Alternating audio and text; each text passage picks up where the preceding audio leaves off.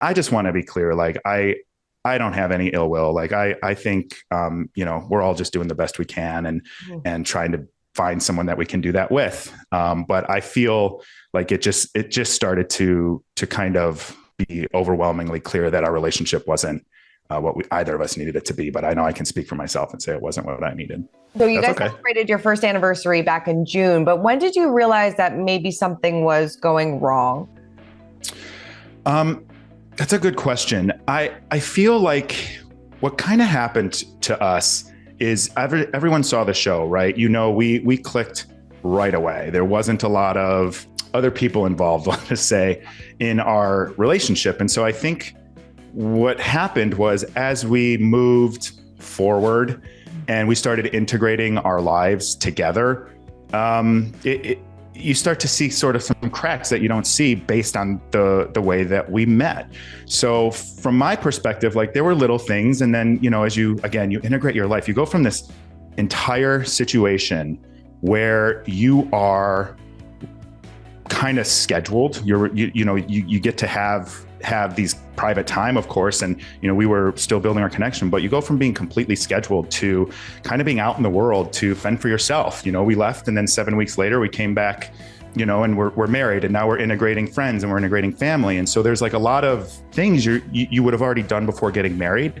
So I think we had a lot of time focusing on duplicating the things that were working for us, doing things that we would have done if we were dating. But, as we started kind of further integrating our lives, you just kind of started to feel the things weren't really working in the way that you wanted them to. And real life kind of comes up and sneaks up on you a little bit.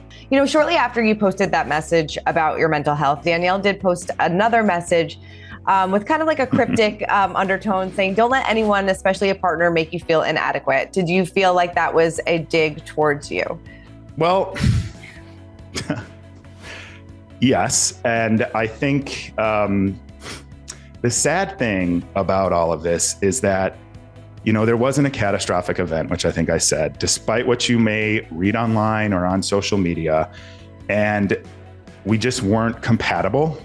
But I think that it's, I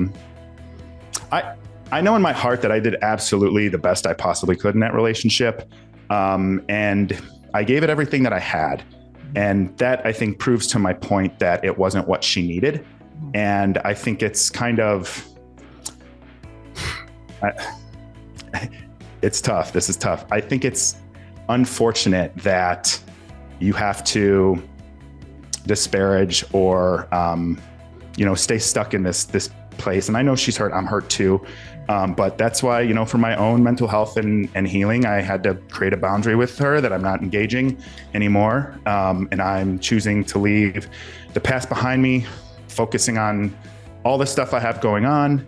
And, I don't want to live in the past. I don't want to be in any kind of position where I have to defend myself, which, I feel sometimes like I should, but, I don't want to have to prove a false statement or, make comments like that, because some of it should just be private. But I try to remember my story doesn't need to be heard. People are going to choose what they want to believe anyway. And I guess I just hope that she and really everyone from the cast finds like an inner peace and is able to move forward and in a healthy way. Yeah. Were you surprised by that? Because, I know in the beginning you both wanted this to be an amicable, civil, how you're dealing with this. But so were you surprised that things kind of turned a little bit ugly in the press? I mean, I think that she said that like you were planning an Instagram live to talk some shit about her. I mean, were you surprised it kind of took a turn? Yes and no. I know that hurt people. And I know that this is really hard. It's hard for her. I know it's hard for her. It's hard for me. And I feel for her. And my heart hurts when I see that stuff, because I don't know who said I was going to do an Instagram. Like, if you follow me on social media, I don't talk about the show. I don't talk about the cast. All I'm talking about is things that matter to me and my journey, because I hope that maybe someone can learn something from it, or I can help someone in their moment by seeing me go through mine. So that's kind of what I'm trying to work on.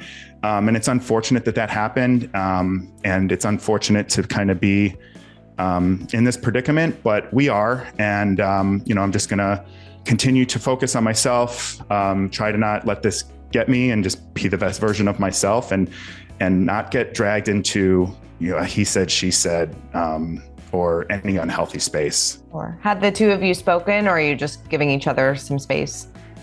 There is some legal stuff, but I have, as I said, I've opted to set the boundary that it's not healthy for me right now to engage and communicate. Yeah, definitely. How has the cast been there for you, or did you feel like people had to like choose sides in the split? Did you feel like that at all? I feel like sides were chosen. I don't think they necessarily needed to be, but they were. And, that's why I'm focusing on, okay, I know who my friends are. They're here for me every day. I have an amazing like fan support on my social media where I get like people checking in on me. How you doing today? Just checking in. And it's funny because like, I always look at it and I'm like, okay, you watch someone on reality TV and like, then I'm kind of done. And I don't even really watch that much reality TV, but to have people that have never met me and just see me for who I am and that I'm doing the best I can and that I'm struggling, reach out just to check in is very heartwarming, on top of having an amazing support group of family and friends as well. Definitely. I know Ayanna and Jared are going through a similar situation as well. Have you spoken to Jared? Has he been there for you? Have you guys kind of bonded in a different way? I actually have not talked to anyone or heard from anyone on the cast except Shane, who reached out when the divorce leaked.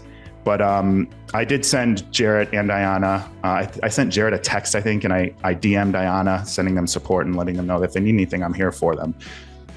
Were you surprised that nobody else reached out? At first it hurt a little bit because I felt like we were having sides and I didn't think that was necessary. I'm not really a who's right, who's wrong kind of person. I'm like, everybody has their perspective. Let's just all respect each other. But it's okay because everyone's entitled to their own opinions and actions and everyone has their own things going on. So it was a little hurtful, but I don't hold any grudges. It's fine. We are all, whether close right now or not, we are all like in this experience together. And we're always going to have sort of that bond. And so I truly want what's best for everybody that I met over there on this experience. And I can't think of any other way to put it. I just hope everybody heals, finds their inner peace, finds their path forward. And, they can do that however they need to do that. Yeah. I don't even know if you're even in the headspace yet, but are you thinking about dating again? Is that something that you're even contemplating? Dating seems like the furthest possible thing from my mind right now. I honestly, I don't even know where to start. So I think it's something that I'm just going to keep moving forward and then let it come to me when the time is right.